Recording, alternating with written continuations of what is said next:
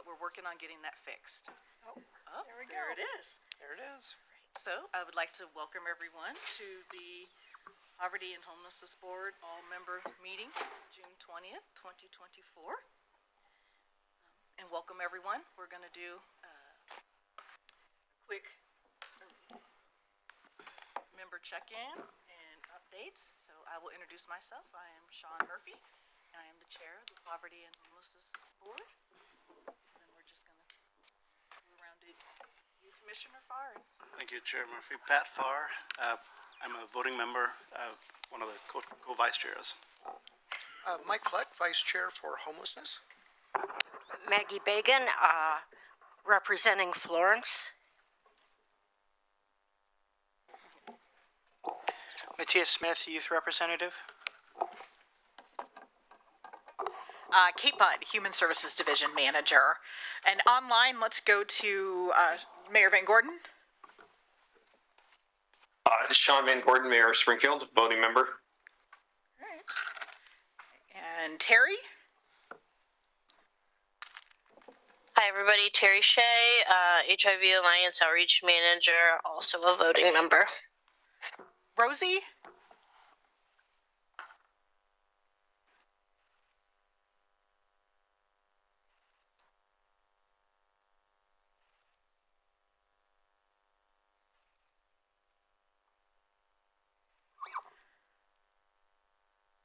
Rosie, are you able to introduce yourself? Oh, it looks like we just lost her. Oh no, she's still there. Oh, I see you're unmuted.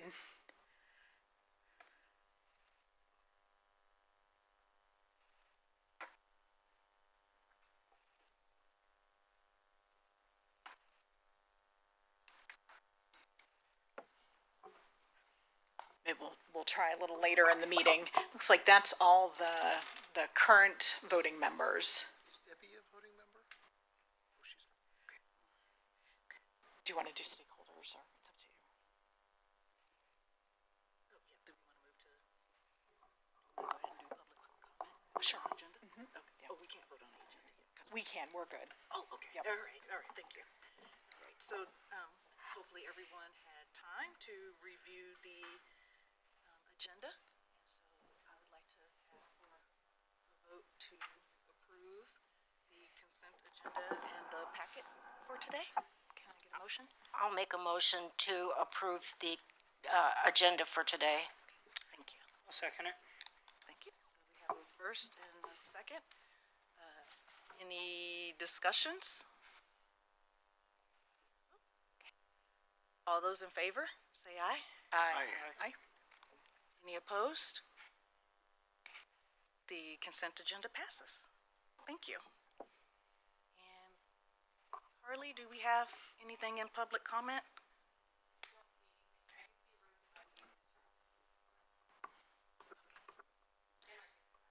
Madam Chair, I do believe that there is someone trying to get in the lobby. They were struggling with the link as the Zoom part's at the bottom part of the invite. But I was informed that someone wanted to speak on public comment. Okay. All right. Chris, do you want to introduce yourself? This is Chris McAllister, lived experience. I was typing in the chat. I've had the honor to serve for 7 years now. Okay. So what we will do, Chris, is I will circle back around to public comment to give that individual some time to log in. I might be here now. Oh, okay. Great.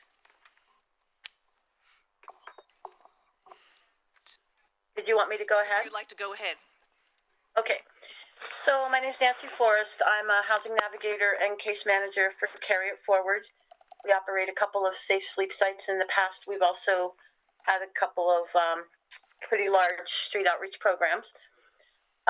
More recently, we've had a number of our guests be assessed by Senior and Disabled Services for the long-term care, and we have been very surprised by the outcome.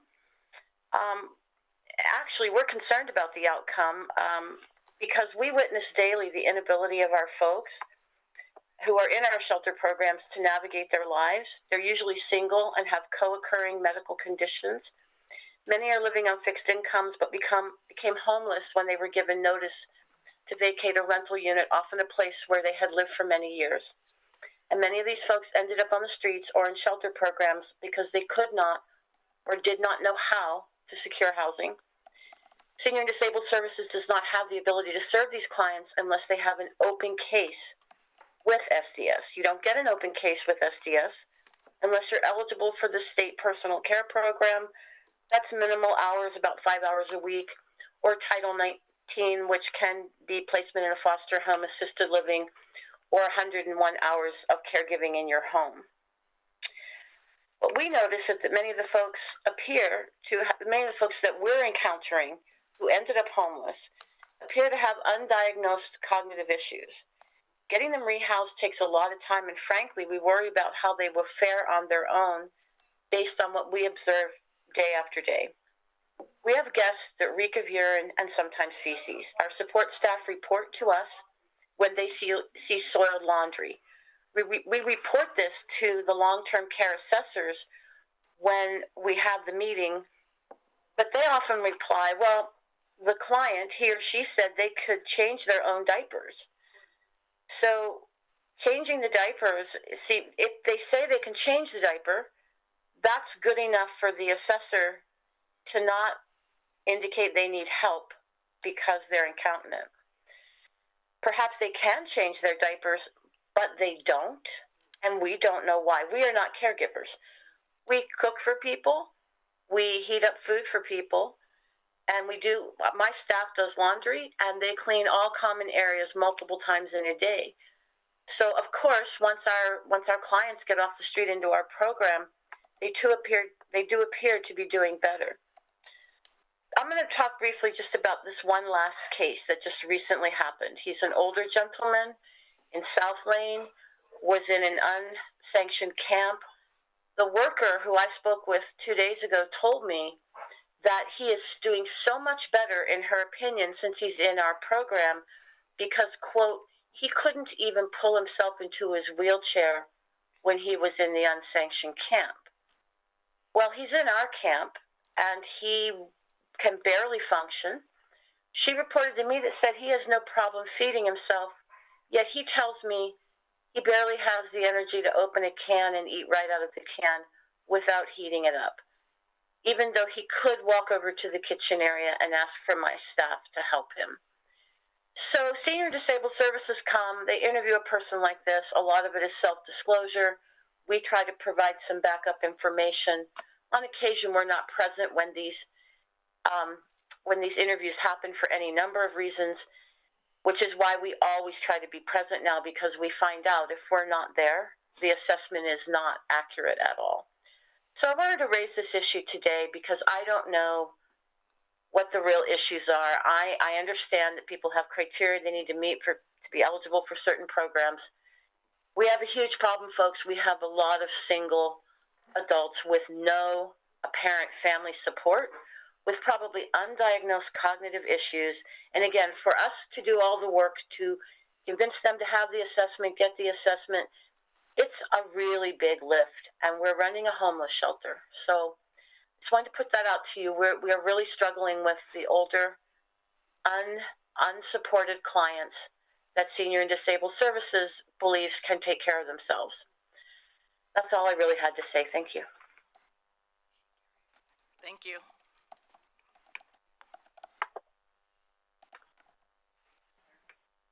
Any additional for public comment?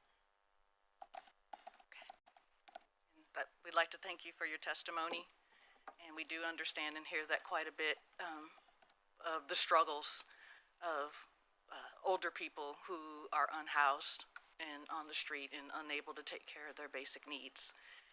And so we've written that down, and we have made a commitment to try to bring in all partners to kind of understand what the qualifications are and how we can get people into services, and then also to understand the gaps of if they're not eligible for services, that is a place that as a community we need to take a look at, and whether that's through advocacy or development of different programs to address that. So thank you for bringing that to our attention. And with that, we will move to Kate, Membership. the membership. Slate. Yes, thank you. And I'll turn it over to Kate, and we'll be looking at the PHB membership slate recommendations. Thank you, Chair. I want to turn your attention to page 15 in the packet.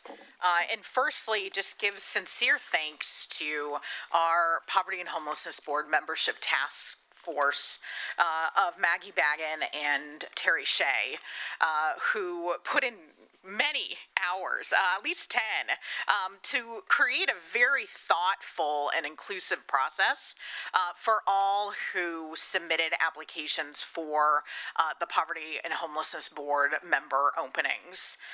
And so what you have in front of you is the recommended slate of new members, both voting and stakeholder non-voting. You can see there that some members are new to the Poverty and Homelessness Board. Others would be continuing to a new term. So, Chair, if you'd like to move forward. Yes.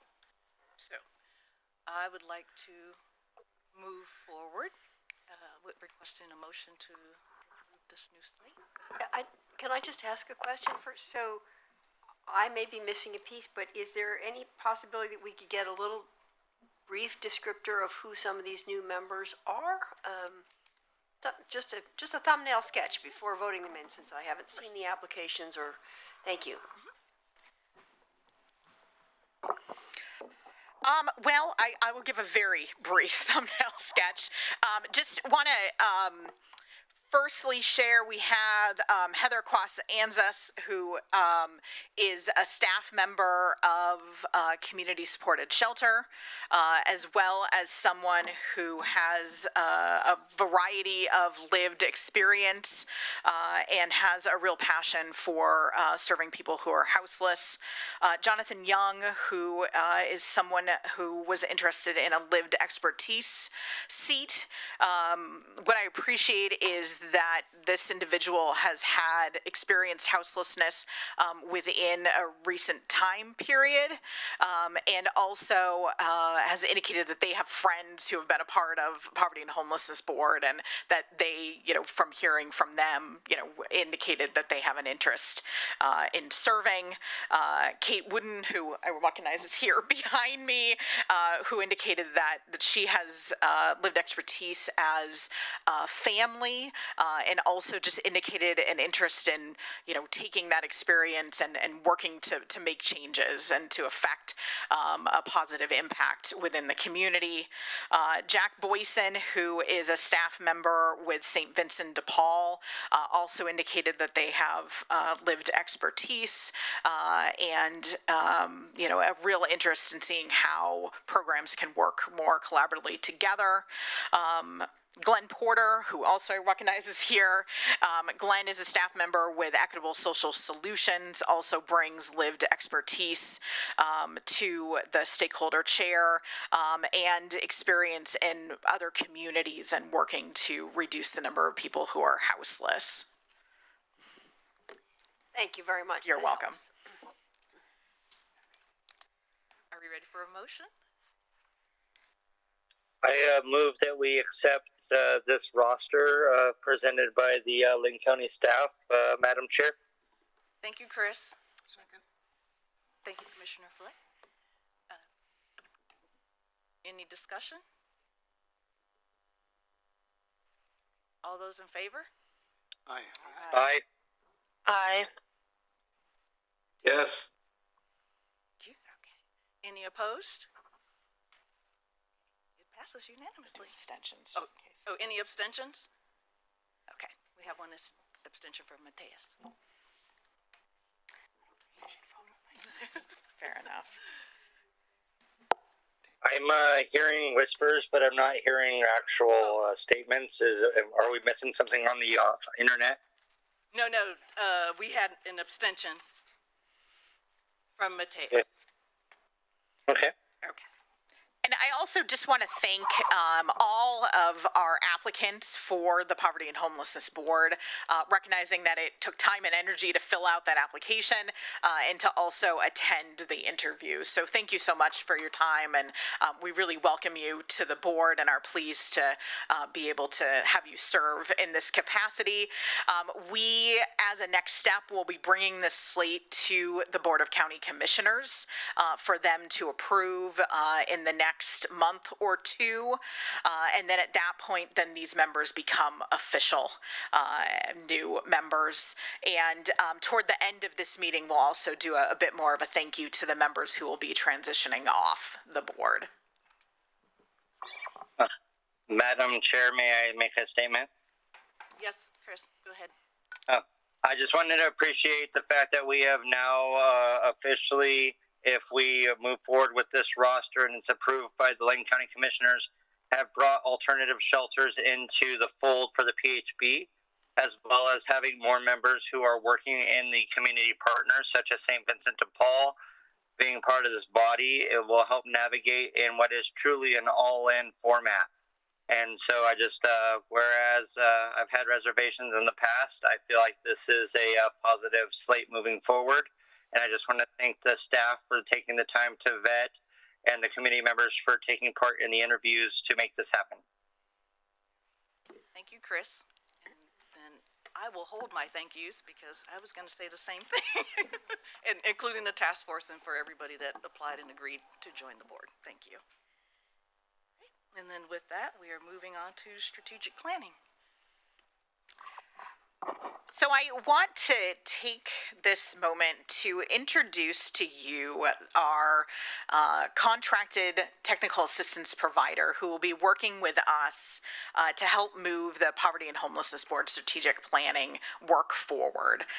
As many of you are well aware, strategic planning is a great deal of effort and time, and so often bringing in someone who can provide additional expertise and capacity is necessary in order to do planning well and as inclusively as possible. And so when All In started, now over a year and a half ago, the state of Oregon had identified a technical assistance provider for the All In work for Lane County specifically. And this technical assistance provider's name was Brittany Manzo. And Brittany worked both as a part of ICF, which is a larger consultancy agency, as well as in her own capacity. And so when we were looking for consultants to support the strategic planning process, it made a great deal of sense to just invite Brittany in a bit further because she already had an understanding of what was going on within the community, had met a number of the providers and community members, and had already a great sense of what was going on at the state as well, which is of value. And so we're really fortunate that Brittany was willing to work with us and will be in step with our planning work in the next year or so. And so I want to turn it over to Brittany and thank you for being a part of this work. Thank you so much, Kate. It's great to be here with you all today. Kate did ask me to introduce myself a little bit deeper for folks I haven't had the chance to work with yet, though I do see some familiar names on the screen. It's great to be with you all today. So my name is Brittany Manzo. As Kate mentioned, I am a policy strategist and technical assistance provider, also a strategic planning facilitator. I got my start in homeless services work actually at the federal policy level, working for the U.S. Interagency Council on Homelessness, where we held relationships across federal agencies to develop and improve policy to prevent and end homelessness. So that was at the big macro level, but the foundation of that work was local. We were understanding the problems of the day, survivors of domestic violence who were struggling to access homeless services, people grappling with the opioid crisis in their communities. So a lot of intersecting issues informed homelessness policy at the time that I was at USICH. And from there, I've been doing technical assistance ever since. So first started supporting King County and Seattle in redesigning their homeless service system to make sure it's centered on racial equity and the wisdom of people with lived experience. And something I really appreciate about working with Lane County over the last year and change now, is seeing how you're really starting and have been for a while walking the talk on understanding that people with lived experience are the ones who can tell us what our systems need to do and change in order to meet these lofty goals that we've set out. And that we cannot overcome the barriers we have in front of us without centering racial equity. So those are two of the lenses that I come to this work with. As Kate mentioned, I've been working in Oregon for a little bit now. I supported Deschutes County and the city of Bend when they had their emergency homelessness task force, facilitated their strategic planning process, as well as the statewide work Kate mentioned. So I'm coming in today with some background and some understanding of how your systems are working, what folks are really passionate about, what folks are really passionate about fixing and changing, and also what's working really well. So I'm looking forward to bringing that in, but also building on it and seeing what we have ahead in Lane County. So to get to the strategic planning conversation of the day, asked, we wanted to share a little bit of an overview of the process and then get into discussion about the start of community engagement. So the purpose of this process, to get us all grounded and in the same place, the purpose of the strategic planning process is to gather community input, key stakeholders, community-wide input needed to guide, sustain, and improve Lane County's efforts to end homelessness and assist people who have low incomes in meeting their basic needs and achieving self-sufficiency. So the plan is how we're going to do that, but this process is gathering the wealth of information, wisdom, and insights that you already have to identify what is ahead. So the plan will include 3-year goals. The scope will be 2025 to 2028. Will include quarterly milestones and priorities for action and investments. That's priorities and strategies for improving programs and services, strategies for systems improvement, guidelines for prioritizing funding and investments, priorities for intergovernmental and community advocacy, which I really admire how the Poverty and Homelessness Board has been so thoughtful about carving out that body of work. So I'm excited to see how it evolves in the strategic plan. And of course, we'll have performance measures and monitoring set up along the way inside this process. So it's not something you hear about in 2024 and 2029. It's something we carry through those years in between. So the timeline, we have a simple high-level timeline. I'll be with you for this process over the next 8 months or so. Throughout the summer, we're focused on community engagement and data analysis. So collecting your quantitative data, but making sure that is right next to qualitative data, information from people with lived experience of homelessness, frontline staff and service providers, understanding what's working and what's not working, gathering all the information we can over the course of the summer, and stepping into the fall with a new plan. What are some of the priorities that we want to put forward? What task groups are we going to need to carry them? Developing the actual content of the how of the strategic plan. And in winter 2025, at the latest, finalizing the plan. So that's our purpose and our timeline. Today, we're coming, as I mentioned, with an opening to the community engagement process. So the executive committee has helped us identify a set of focus groups or target audiences, target participants for focus groups to kick off community engagement, making sure that the strategic planning process is really centered on what folks in Lane County know we need to do to move forward. And so I can read through this list, but I hope folks have a chance to see themselves in here, see your partners in here, and encourage folks to get involved as the process unfolds.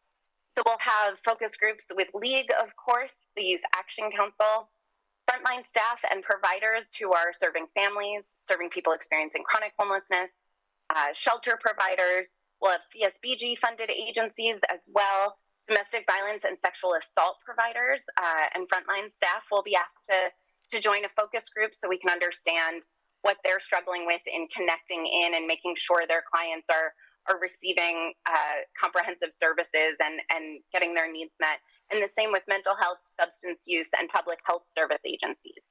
So that's a large swath of about, I think we're at 8 focus groups for now, but this is simply the start of community engagement. This is where we'll have, small to medium-sized community discussions about what folks understand to be the challenges and the opportunities in front of us on the road ahead in Lane County, preventing and ending homelessness and supporting low-income low-income households. And so that's my very quick overview, an introduction to the strategic planning process. I want to name that, working with Kate and James and others on the team over the last year, I know this is a big shifting moment for the Poverty and Homelessness Board as you transition some positions in. So while this overview is offered today, I know new folks will be coming into the fold and will be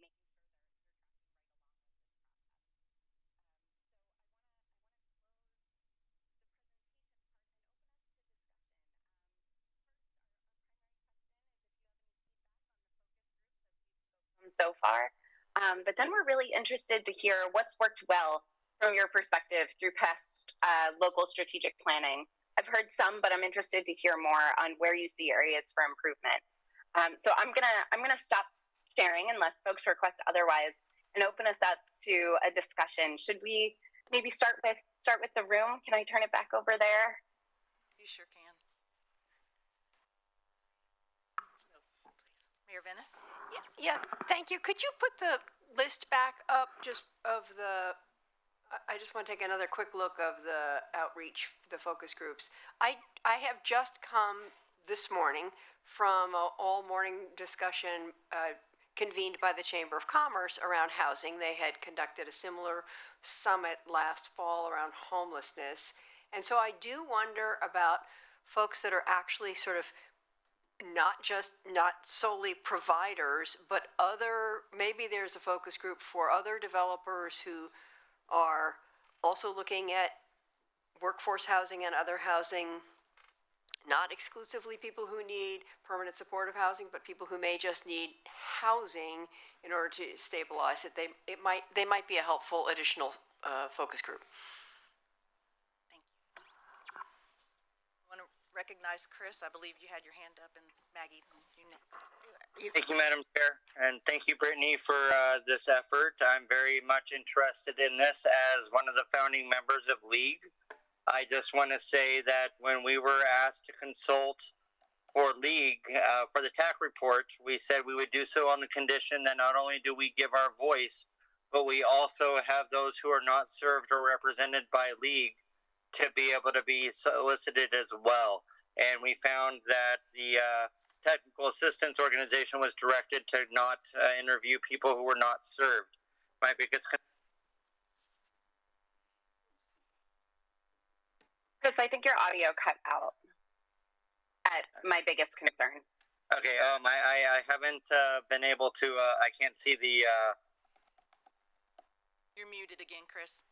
Okay, I'm trying to find the list because it went away and it just says Harris Hall with no picture. My biggest concern is that we don't solicit those who we do not serve.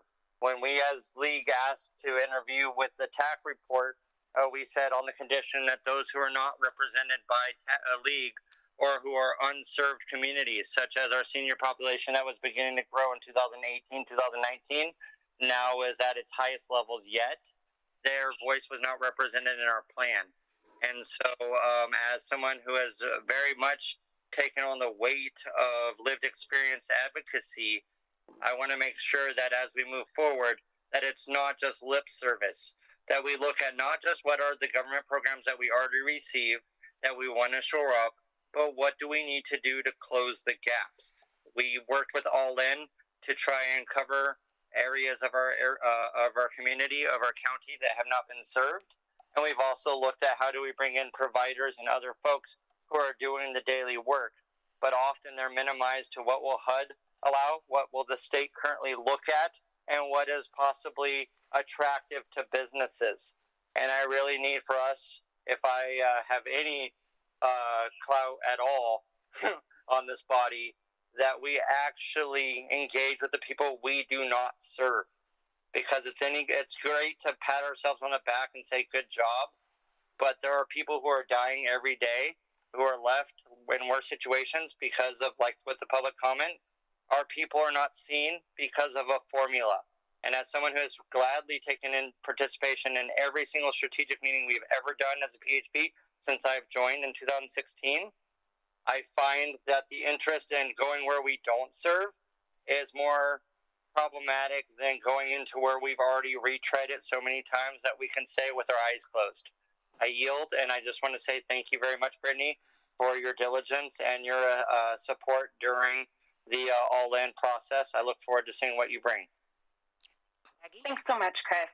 And real quick, I just want to name and validate that insight. Nationwide, we don't look at how folks resolve their own experiences of homelessness. We don't have a chance to talk with folks who we're not often engaging. So we've talked a bit about leveraging the CSBG survey that was done, I think, last year. We've talked about doing surveys through program providers so that we make sure that people currently experiencing homelessness can weigh in on this process. But I think you're absolutely right. And I'm currently based in DC. I just moved from Tacoma, Washington, so I'm not quite as accessible, but I will be out there. And I get the sense that that works best done in person. So let's stay connected in how we can either do that without me there remotely, or how, when we get there, what opportunities would be best for us to have in-person engagement with folks who are currently not able to access or not accessing the service system. I really appreciate that, Chris, and it won't get lost in this process.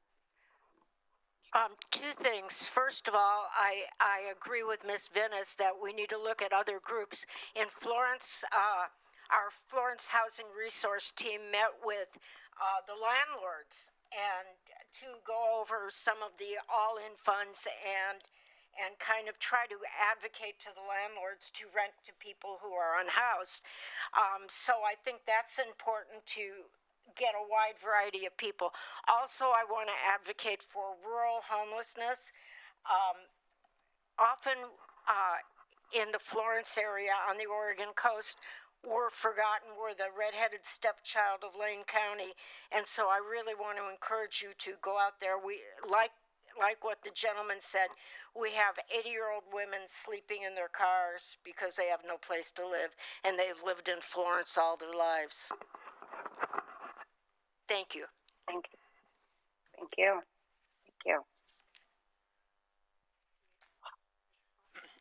Thank you, Chair. I wanted to kind of go last on this to hear what other people had to say, and I really appreciate what Mayor Venus, Chris McAllister, and Maggie all had to say. You all kind of said the same thing: involve other groups, make certain that we're digging deep into the people, not just that we serve, but in some cases, people we don't serve. And Lucy, you mentioned you were at the meeting this morning, the housing summit, excuse me. Kate and I were both there also. And what we experience in the community from time to time, and I hope that our strategic plan is going to help us with this, is sometimes there's a disconnect in the community as to what is already and historically happening. And I think our strategic plan can be a means of engaging the community if it's done in a way that is understandable, and people can monitor the progress toward the work of the strategic plan, because this Poverty and Homelessness Board is multi-jurisdictional.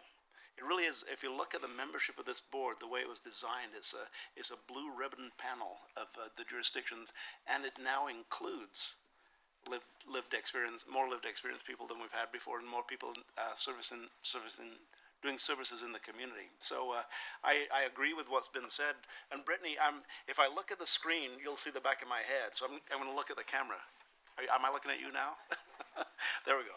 I think part of the plan is making sure that it's accessible, understandable, and monitorable by the public in general, not just the people who sit around this table, but the people who may want to look from the outside and say, what really is happening? And I think teaming our efforts with the efforts of the business community, for instance, which is what we saw this morning, and with the other elected officials from not just the metropolitan area, but Maggie, over the hill, over in Florence and in Cottage Grove, which, and, making certain that we are reaching out in a way that people understand the work that we do.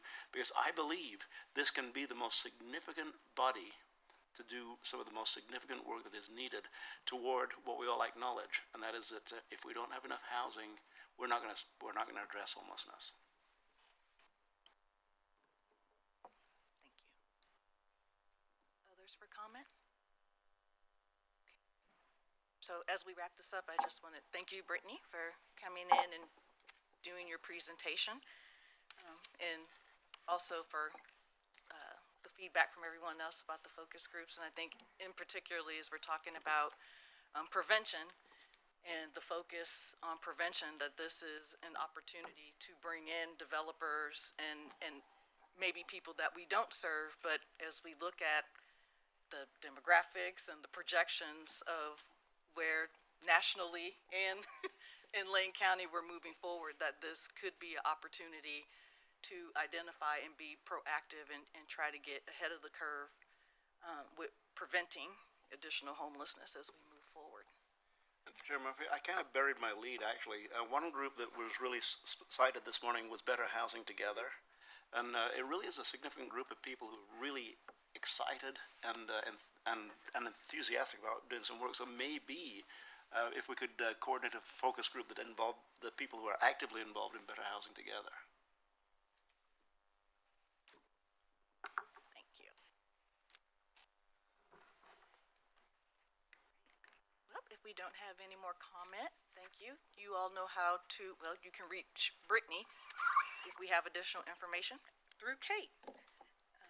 And I also just want to highlight the other question where I don't know that we've necessarily gotten a great deal of feedback on, but what's worked well and may, you know, have created opportunities for improvement in previous strategic planning. And the fact is that since COVID, we haven't really gone through a robust strategic planning process.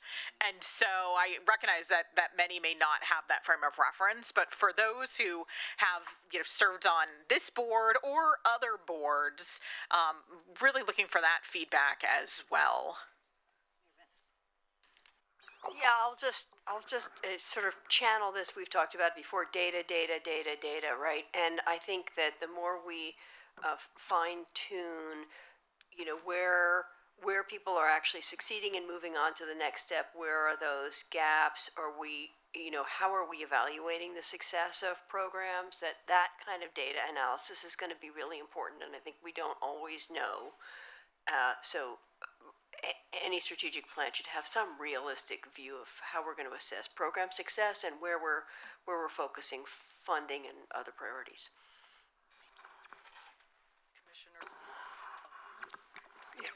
Councillor Fleck, yes. Councillor Fleck, So I do want to also talk about, similar to what Chris had mentioned, is also the folks we're not serving. So as our agency is cutting many services, we don't actually collect data on the folks who now we're no longer able to help and the impact on them. And I think that's where the surveys is really important as well, is to get that feedback of where we're missing, you know, really needed services. Then Commissioner Farr, and then Chris, I see you after Commissioner Farr. I will say that one thing that made the Poverty and Homelessness Board a little bit more mainstream historically, prior to COVID, in fact, probably a couple of years prior to COVID, we regularly had meetings with the editorial staff of the Register Guard, and they wrote about us. In fact, it inspired I think it was a 29-part series of articles by Paul Neville and Jack Wilson on homelessness, and it was inspired by the work of the Poverty and Homelessness Board.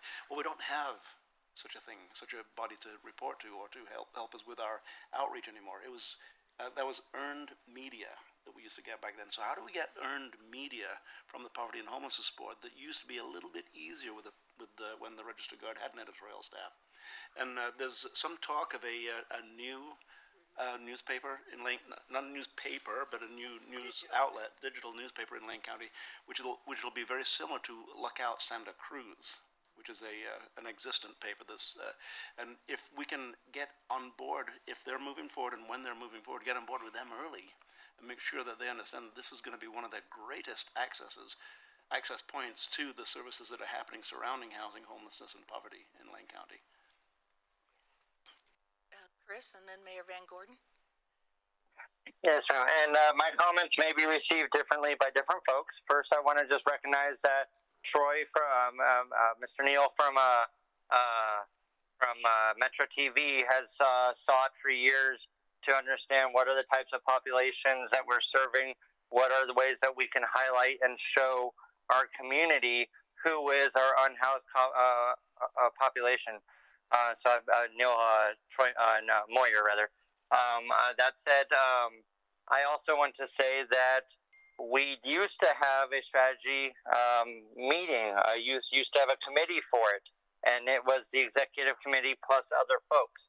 That was taken back and internalized into the department between 2018 2019. There's many reasons why that may have happened, and there was also a lot of staff changes that took away the viable ability to engage with folks at this level.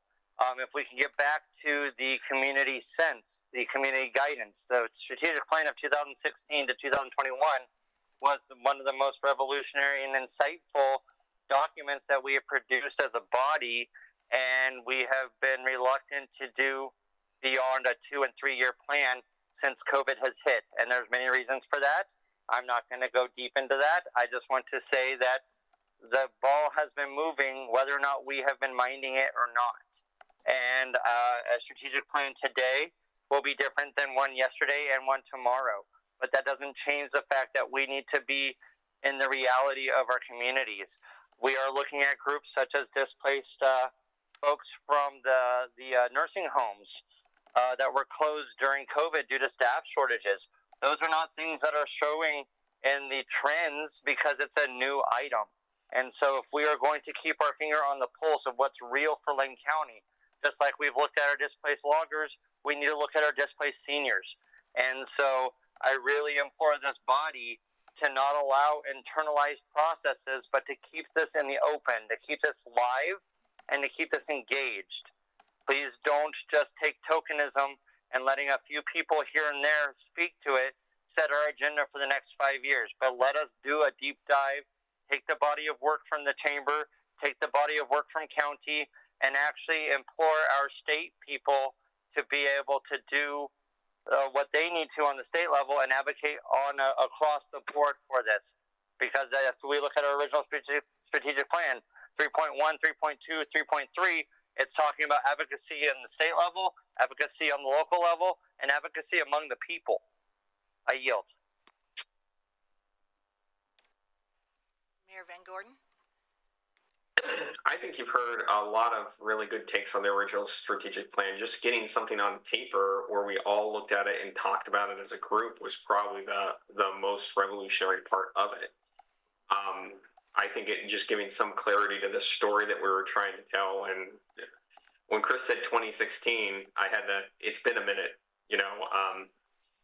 I think when I think about this, it's going to be, it's so important that we iterate sort of correctly on it, right? Like, because sometimes that original plan was very tactical in places and not very strategic in places, right? And it's a little bit like herding cats, right? We're a big complex community that's got a lot of different elements doing a lot of different pieces. So like, you know, sort of victory here would be getting that same sort of clarity and transparency that we saw from the first strategic plan, but also layering in a little bit more flexibility and that allows the whole plan to keep strategic, because the world just is moving at such a fast rate anymore. Thank you. And then Terry? Thank you. I just wanted to flag that it is such a huge and crucial aspect to talk to businesses and other community stakeholders in Lane County in general. My team currently runs the encampment outreach team, and without help and some partnership from the county and the city, which I do want to say I feel like those relations could be improved, and active communication with other businesses, the encampment project that we have started would not be successful. I want to highlight Bring, which is another nonprofit located on Franklin Boulevard, and because of their patience and their willingness to work with my team and the clients of our community, we were able to successfully execute what should be an encampment-based project. And so I come from a street outreach lens to this board to say that, like, all of this planning of prevention, of getting people housed is absolutely critical, is integral. It is so important that we have stakeholders such as businesses supporting that work. I see my team really as being the front line. They're building rapport, they're building partnerships, they're getting people to have plans. Once they get swept, they have to start over with the clients. So we technically start on square one every single time. In the instance of the bring encampment, it was hard. And I also want to recognize to those businesses that it is hard, that there are difficulties, that, like, recognizing property damage, recognizing potential criminal activity is real, but it's not, I think what we learned in that situation was when we were having open conversations, that business realized that the people who were at the encampment were not the individuals who were causing property damage or the individuals that was committing petty theft or any potential criminal activity, right? It was outside individuals coming in. And it was because this entity was willing to have that conversation with myself, with the county, with my team who were directly on the ground doing the work, we were able to push the project for a longer amount of time. So those individuals did not have to start over again. And so I really want to urge the next period of this strategic planning is talking about how are we going to build in the infrastructure and the foundation at the beginning for the outreach teams? So when we pass them off to the shelter providers, when we pass them off to the rehousing providers, when we pass them off to Homes for Good and whatever entity is present, that they are set up for more success and we have more buy-in from our community, that they're more willing to understand that this is a collective issue that we can only solve communally. Thank you. I'm going to applaud that out loud. Thank you. And we are at time, but Brittany, I do want to give you a couple of minutes to wrap us up in this section. Thank you so much, Sean, and thank you for all of your input. I apologize for folks that I didn't respond to directly. I was scribbling notes on your exact quotes. I apologize for being rude, but I'm seeing a lot of some common themes that have been coming up throughout this process and also in this conversation. I think whether the strategic plan is a living document or a document that is a often used guide, I hear loud and clear that it needs to be flexible and data responsive. It's one thing to have our data collection set up, but where are those inputs going? How is that information changing what we expected or what we planned on? How nimble can we be here? Hearing a lot around the role of the PHB and the strategic plan in broader community advocacy. One thing I want to share about the focus groups is that they're a way for us to understand what's happening in our system now. How do we get the folks who are most intimate with our system to give us feedback on what's working and what's not working? So giving us not an echo chamber, but a space where we're all speaking the same language to unpack what we understand to be at play. But these other partnerships where we have maybe new folks bringing new energy or new initiatives or a whole sector like affordable housing developers, those may be focus groups. They may also be one-on-one conversations or interviews. I'm excited to engage the board and the executive committee along the way to make sure that we're gathering information from as many partners as we can and building shared meaning together. So I'm really looking forward to kind of carrying the water between community engagement and the PHB members and the public throughout this process. It's an honor and a privilege to join you all as you're on really a revolutionary path. The work that I've seen come from Lane County, the changes you have all made in the last 5 years are remarkable, and I'm really excited to support you on the way forward. So thank you for having me today. Thank you very much, Brittany, and thanks everyone for a wonderful and very informative conversation and feedback. And now I'm going to pass it on to Kate. Thank you. And during the last Poverty and Homelessness Board meeting, there was a comment just regarding the the uncertainty that comes with the Supreme Court decision that we expect to come out any day now on the Grants Pass versus Johnson case. And so I wanted to take just a little bit of time to make sure that we all have kind of a base level knowledge as to what may occur when this decision comes out.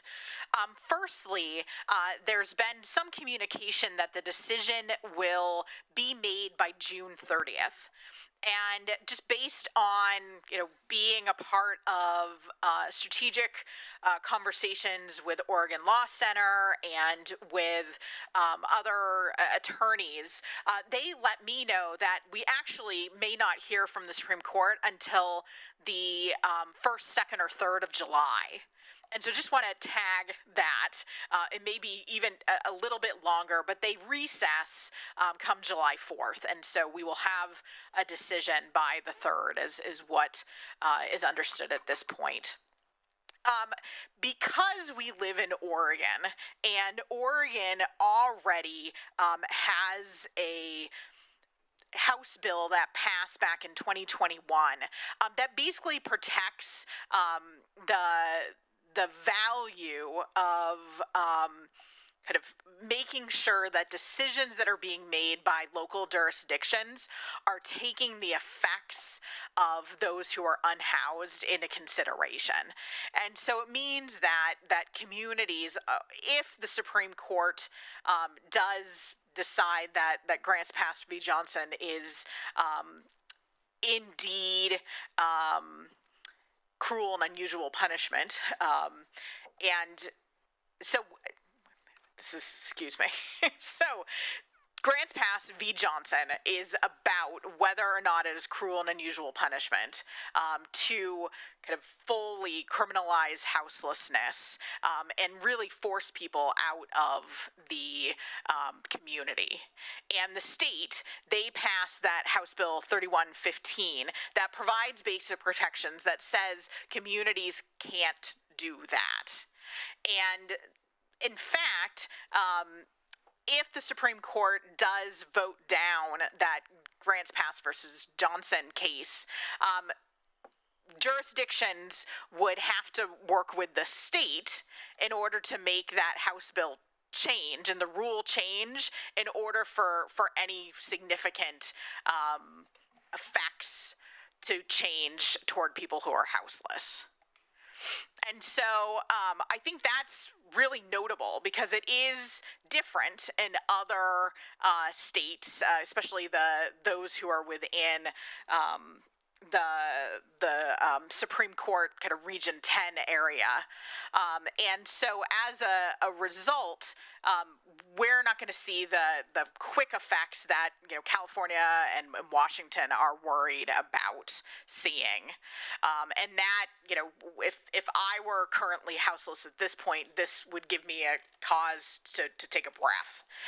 Because I think that there's a lot of rumors out there that if the Supreme Court, does decide that Grants Pass versus Johnson is unconstitutional, that that immediately communities would criminalize houselessness and people would have to move out. And that will not happen in Oregon.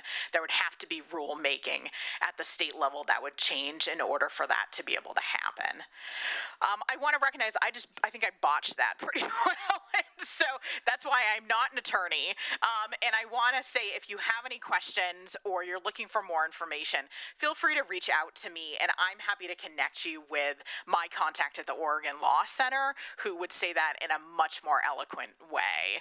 But what I think is most important here today is to just let folks who work with people who are houseless know, or those who are houseless know, that if the Supreme Court case is found to be unconstitutional, that significant changes will not occur across Oregon until Oregon state rules are changed. I'm opening the floor, and I see your Venice and then Chris.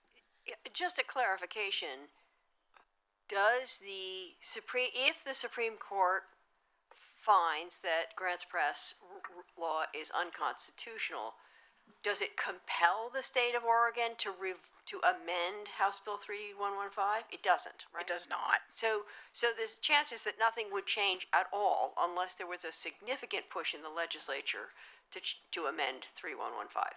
Correct. It's not just until it's like, no, this is a heavy lift because there's, yeah.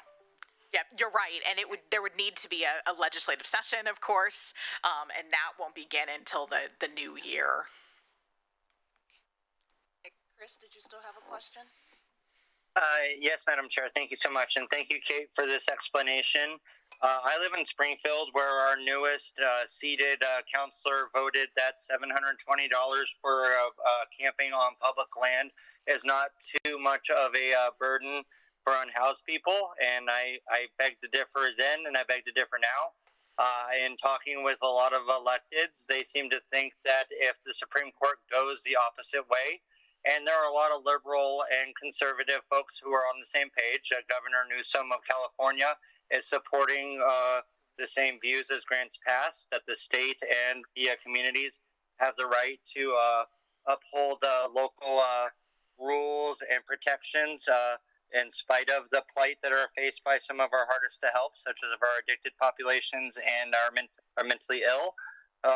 We have a state hospital that's underserved. We have a lot of things that are supposed to be the fix, but they're not actually fully rolled out. My grave concern is that I've already been told that if the Supreme Court rules in favor of Grants Pass, that local jurisdictions will continue to crack down and continue to put the onus on the county, who does not have the resources to actually resolve a lot of the unmet needs. And so I feel like that puts us in a gray area, especially as we look at doing our strategic plan. Is there a promise of work from the county to help protect the underserved in these conservative or progressive areas that are looking at how do we protect community rights over the rights of the individual?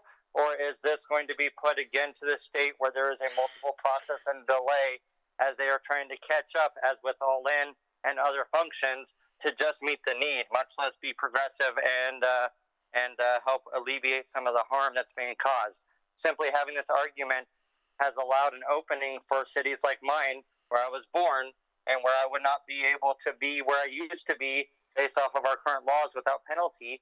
And it took a village to get me off the streets. And I'm here to say that it does work, but it does not work at the threat of force. There is too much stick, not enough carrot. I yield. Chair, if I may respond to that ever so briefly regarding the promise from the county. It's hard to give a promise that we are pretty sure we can't fully complete, that we can't follow through on. What I can promise you, Chris, is that this county commissioner will do everything that I can to bring the county along with the resources that we can apply to it to address the very concerns that you have, Chris. You are articulate. You do a good job of giving us information that if you weren't giving us that information, Chris, I don't know where we'd get it from, quite frankly, sometimes. So keep up your dialogue. But as far as promises from the county, we can do what we can with the resources that we have. And at some point, it does come back to the state. If they are going to expect us to perform certain duties, then they need to support us in the duties that they expect us to perform. And I can offer that should the Supreme Court case, deem Grants Pass versus Johnson fully unconstitutional, there is already efforts that are ramping up to advocate very strongly at the federal level to increase HUD resources to the nation. And we know that states and local entities have had for a long time to shoulder the burden of houselessness and the challenges that come with it for people who are houseless and the community as a whole. And so I'm pleased that it does turn the attention back to the federal government and, seeing if there are ways to increase the resources through HUD, because we need it from all levels of government, that additional support. Yes, Councilor Fenn. Sorry, just briefly, I will also offer that this is not any, even though there is a law in the books, this has not been truly defined. I mean, there's been legal courses going back and forth to try to further define it. Many communities adopted a dusk to dawn measure. There was Duncan versus Portland, which actually forced Portland to reverse their ordinance. It has to be reasonable as to time, place, and manner. And the arguments were that what if somebody works at night? What if somebody's disabled? There were many arguments saying that that was not reasonable as to time, place, and manner. So I think this is going to continue to play out in the courts regardless. So I don't know that and currently, to be honest, there are many jurisdictions that don't meet the letter of the law. So unfortunately, I think there's going to be lawsuits that are going to resolve this down the road. Mayor Van Gordon? And I guess I would just, excuse me, flag for everybody, right? Like that we're going into we are about to go into a separate governing cycle as a county, and not just the county government, I mean the county as a community. We're coming off a lot of money that was available through COVID, and it is going to be up to all of us to sort of continue to lobby and support federal HUD dollars, everything from and from all the way down through state services to support the social safety net in this community. The reality is nobody's got, no local jurisdiction's got money right now to meet all of its needs. And that's been pretty clear going into this next year. So I think it's on kind of all of us to continue to be advocates to try to find the resources we're looking for. Thank you, Mayor Van Gordon. And that was going to be my statement exactly, which is we will monitor. And luckily we are now in and beginning our strategic plan. So as we monitor this and we see what rolls down from these decisions, we will be able to incorporate decisions from the Supreme Court, the federal court, and Oregon into our strategic plan with the impacts that this may cause, and also with the PHB in any way that we can advocate for the needs of those that we are here to serve. And with that, to keep us, we're a little bit behind, but I'm going to move on to Carly with the point in time count. Thank you. We're going to try to cram 20 minutes into 15.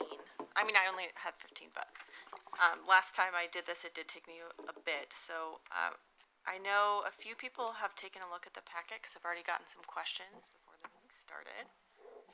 And wanted to talk to you today about the point in time counts. Yeah, okay, great. And honestly, I think this was a perfect meeting to talk about this because I've heard so many themes and things that are related to this. First off, I wanted to explain what the point in time count and the housing inventory are, which the point in time count is the number of individuals who are experiencing homelessness the last Wednesday in January, and the housing inventory is the number of beds that were available on the same night. And is this a perfect count of who's homeless in the community? No.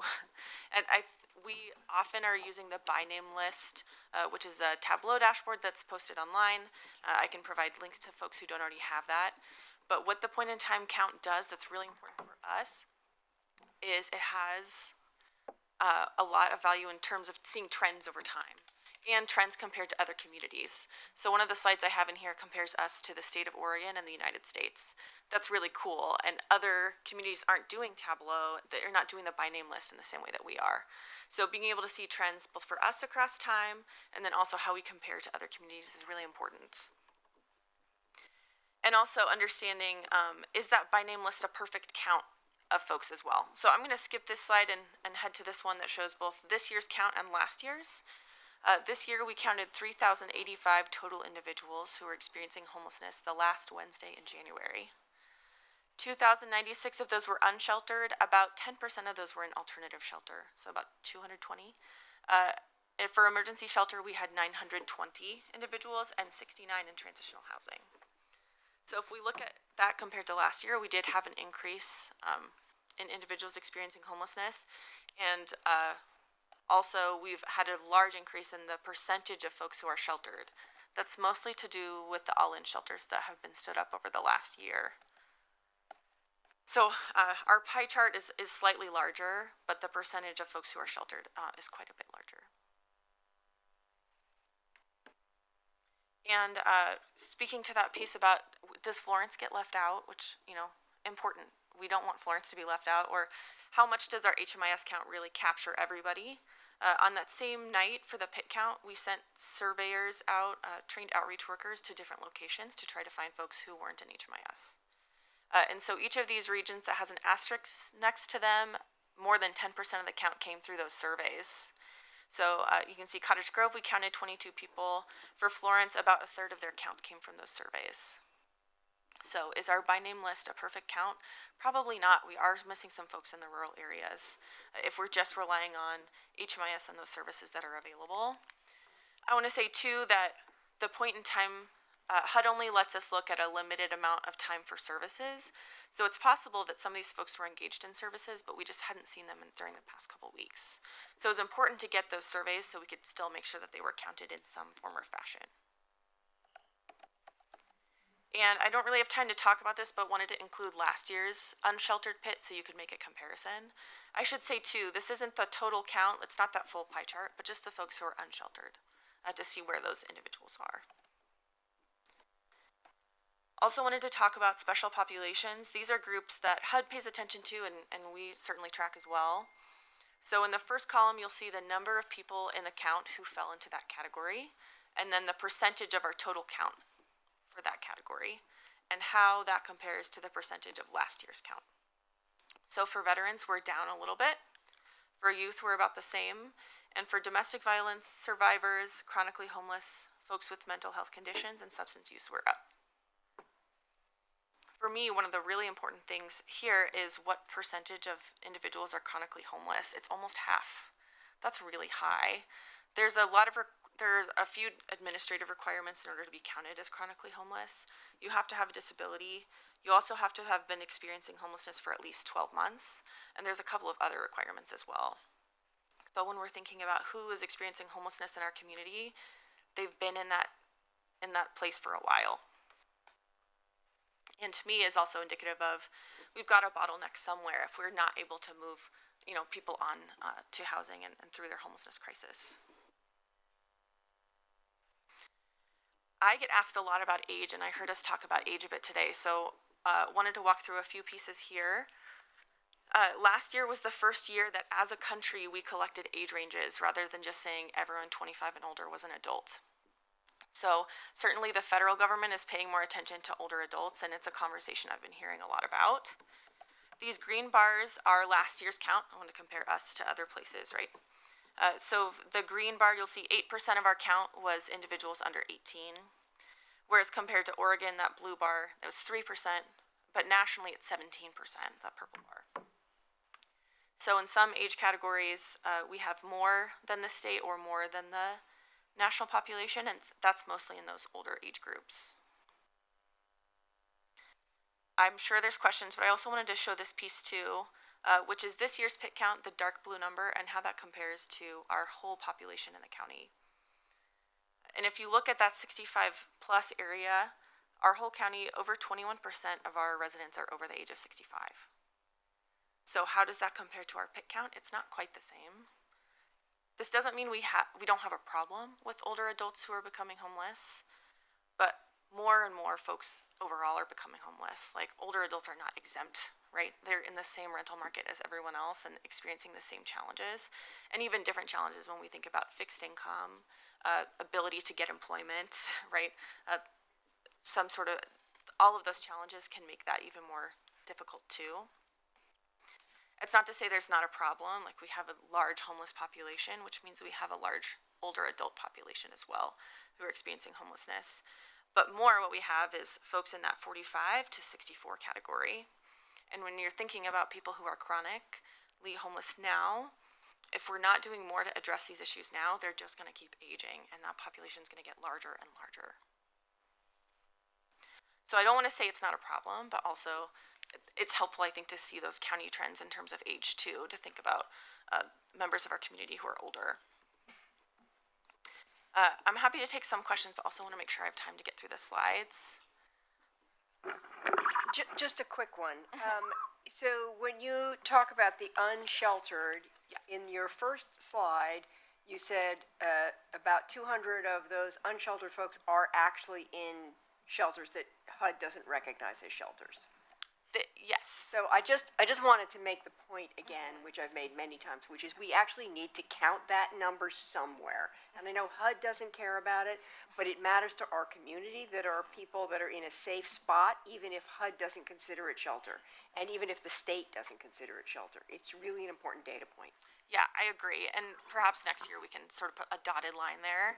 I think why I still wanted to make the distinction here is because these unsheltered PIT numbers that you see here are also counting those alternative shelter folks.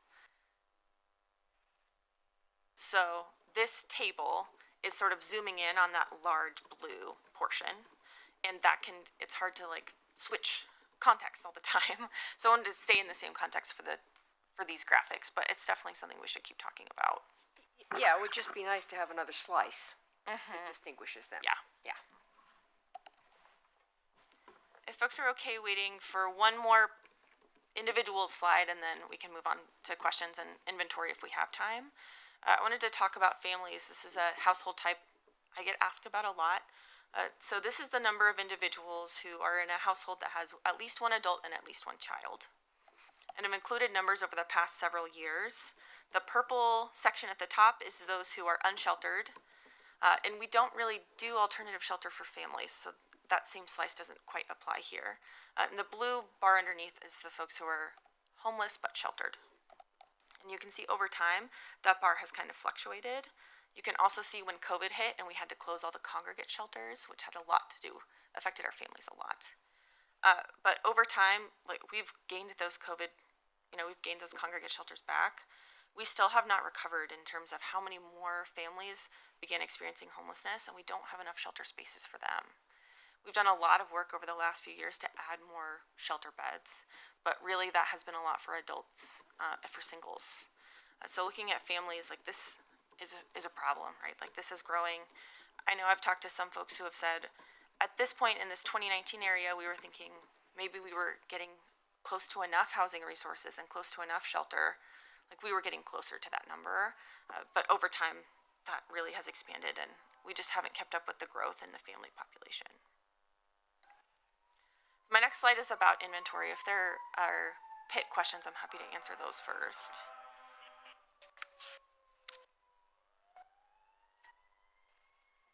Madam Chair? Yes, yes. Thanks. I just want to say, whereas I understand the data is not showing this across the county, one of the strengths I feel Springfield has offered is through G Street Oasis for addressing families where it's not near enough.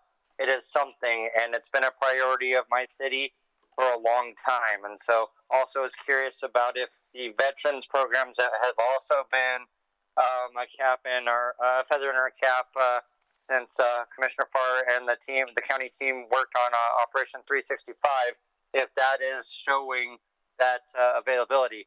One thing I want to highlight is as someone who has participated all the way up until 2 years ago in the point in time count for the last 7 years, I find that there are a lot of seniors and there are a lot of people who do not speak English as their first language who are scared of previous administrations using this data against them or local municipalities discounting them as residents or community members. And so they refuse to participate in this. And also finding that a lot of our people with mental health issues, dementia, things of that nature are more apprehensive about engaging in this type of thing because they feel like the feds are going to put them in a home or something of that nature against their will. And so I'd like to just really reiterate that when we have outside teams, not just the service providers, but an outside community-based team like we used to do, doing the majority of these surveys, I feel like we got truer and more supportive data, but also knowing that when we reach our mentally ill or declining in cognitive ability folks, that we are very, very much underrepresented in this data because they're afraid of the surveys. The questions are not in a meaningful manner that are engaging. And as much as our staff can do, the work of Amanda Borda, Danielle Batista, and Alex Dreer on this over the years has helped make it a little bit softer. And now Carly Walker, you doing your work as well with your team, I feel like we're getting a good sense of things. But I'd really like to see if we can maybe do a focus group or a special ad hoc kind of committee to look at how do we take and advance upon this data and how do we offset what we know through our service delivery that we're not covering. I yield. Thank you so much for this work. Mayor Van Gordon. Yeah, I guess just a quick comment, and the data looks really good. Some of this is based in HUD regulations, and it would be nice to get to a point that we have a clear sort of ask of HUD to streamline, make efficient what changes that we want to make from a point in time count. And I say this because the jurisdictions go out to Washington every year to lobby and meet with agencies, and especially around social service delivery is a place that I've always thought we could get a little bit crisper on what our ask is. But we just need actual kind of information to arm the elected officials. And I say that knowing that Lucy won't join us next year, but at least me and the county and the new mayor of Eugene will be doing that. Thank you. Thank you. Inventory, we'll breeze through this as well, but there are a few different housing inventory types here, and there's a new row that wasn't included in previous years at the bottom, which is other permanent housing. New programs are coming out that will also be adding to this category, so it'll be relevant next year as well. But Homes for Good has emergency housing vouchers. They've had those for a few years, so this is the first year we've realized we needed to report them. And that's what that bar at the bottom is. Emergency shelter, you can see this is the number of people who were in one of those beds on the pit night and how many beds we had. And then you've got that utilization. So utilization for most of our programs is up. Rapid rehousing is counted in a way where it's always going to be 100%, so I don't like to put 100% there. The only area in which our utilization is down is transitional housing. That's a small number of beds, and it's primarily for youth and veterans. Our veteran population went down a little bit, so that could be part of it, and also youth utilization I know has been challenging for that program type. Overall, we're doing a pretty good job, I'd say, in terms of using the beds that we have available. Here also I have the number of beds for each program type over the past 3 years. You can see that inventory for shelter go up quite a bit. Transitional housing is stayed about the same. Rapid rehousing has gone up. We have some all-in rapid rehousing. And then PSH is right about the same. We had a small PSH program close this year that had 15 beds, so that accounts for that difference. And how do those two things compare? I think it's helpful to see all the inventory is important. Over here on the left, you have the inventory where when folks are using these beds, they're still counted as homeless. So that's our shelter and our transitional housing, as well as our alternative shelter, which I don't have listed here, but we could definitely do that for next time. On the right side, you have the inventory that counts as housing. So folks don't get counted on the pit count if they're utilizing one of these beds. It's not the only solution to homelessness, but it is an important one. And we have so many folks here on the left side still. There's definitely a bottleneck at this point. Like, how do we move more people to the right side? That's our overall goal. It's great that we have more beds, and you can see there's still a high need in the community. That's my last slide, and I think I'm around time. So let me know if you'd like me to take questions or not. I would like to ask, would we like to bring Carly back, because now we're at 8 minutes and we'd have the committee reports to do and the wrap up. Okay. Anytime and strategic planning wise, I think we're going to be talking a lot more. So, thanks. Right. And with that, and I just want to wrap up too, is as a mental health provider, about even though they don't count for HUD, I appreciate the safe sites, because you know, people's mental health has a tendency to be worse when they are sleeping on sidewalks versus even when they're in a place that HUD doesn't define as a shelter, because they're safe. And that can translate a lot as we move people through the system and get them into housing. And with that, we're going to move to the committee updates, and we have the Youth Executive Committee. Do you want to do it? Thank you. Let me look at my notes. I wrote them down. We're currently working on updating the youth front door assessment to make it more youth friendly and more trauma informed for the youth that we're asking to take it. I am moving to be the co-chair for the Youth Homelessness Solutions Work Group, and then we're also working on a possible recommendation for the PHB. So, yes. And then I know the chair for the COC committee is also present today. Would you like to give an update?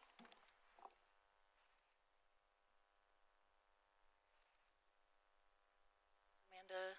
Yeah. Amanda? Were you calling? Sorry, it's hard to hear online. Would you like to give an update for the COC? Sure, I can give an update, and I also have a league update. Richard wasn't able to make it. But for the COC committee, the committee has met several times. We've just completed the evaluation process for our COC funded agencies. And we did, and as most of you know, but for our new folks, that process is completed to establish our eligible renewals for the upcoming competition and have scores for purposes of ranking. We did have one agency that did not submit an evaluation for one project, so the committee did review that decision and essentially followed the written policy to not accept that renewal. So we did put that project out for selection, which just closed, so I don't have an update on that. And then the committee has also discussed new project opportunities for the upcoming competition and has determined to put out an opportunity for a domestic violence bonus project, so that request for proposals will be put out soon. And then for the remainder of the bonus funding that could be available, they've actually decided to commit the bulk of that money to coordinated entry in the upcoming competition. So I can bring a more in-depth update on what those projects might look like at a future meeting, but that's just sort of a brief high-level update of what that committee's been working on. And then I can give the league update if that's helpful. Go ahead. So League continues to meet monthly, and there's been an increased interest in membership due to active outreach efforts to bring additional people with lived experience to the table. Part of that was just due to the PHB application that was out. We got just a ton of interest in League, and so we have new members, which were approved on the slate today. And we actually have 12 other pending applicants for remaining spots, and so League has invited all those applicants to attend the meetings, and we'll hopefully confirm additional. I think 2 additional spots are open, but we have at least 2 or 3 additional folks who have attended a meeting. So we think those will be filled shortly, and then we will have a full slate on League. They continue to work on priority work plan items, including developing processes for gathering feedback and strategizing around bathroom access. These will be on their July meeting agenda. And then at the May meeting, League invited guests from the Chamber of Commerce to discuss their work related to homelessness, as well as discuss the code of conduct and what makes spaces safe for people with lived experience. So that information will also, I think, make its way to this board at some point as well. And then at the last meeting, League spent some time just with Brittany discussing the PHB strategic planning process and kind of getting ready for that, as well as talking about a participant survey, which we've put out to our long-term rental assistance or LTRA participants to get feedback on all-in phase 1 programming directly from people who participate in that program. So League has been very busy. Thank you, Amanda. And we did not see the chairs for the healthcare and the CE stakeholder committee today, and so we won't have an update on those 2 committees. And then we will move to wrap up. So I wanted to take a moment to very much thank our outgoing Poverty and Homelessness Board members. We have had a notable change in the charter this last year, which have led to particularly the specific stakeholder seats transitioning to a more broad stakeholder position where, someone might have, both lived expertise and a number of affiliations with entities. And so our stakeholders in particular are looking different than they previously had. And so just want to take a moment to thank Foster Martinez, who is here and represented St. Vincent de Paul, Cindy Perry from Lane Workforce Partnership, who has served for the last 3 years, Dave Haverland from the Roseburg VA Hospital, who has served for 8 years, Brittany Quick Warner from the Eugene Chamber, who served for the past 4, and also served, of course, as our chair, and Susan Lopez from the, I believe, DHS.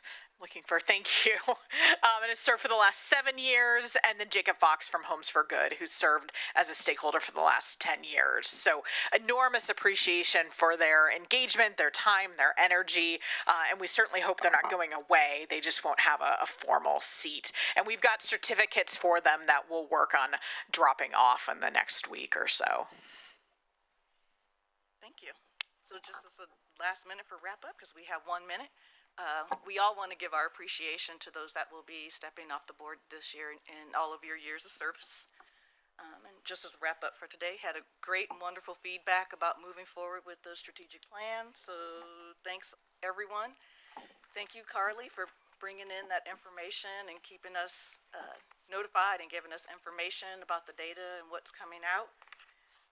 And then an appreciation for all the slates for both league and for the PHB that we're moving forward. We had a very good and productive meeting, and I actually stayed on target, and it just went to 1:30, so we are adjourned.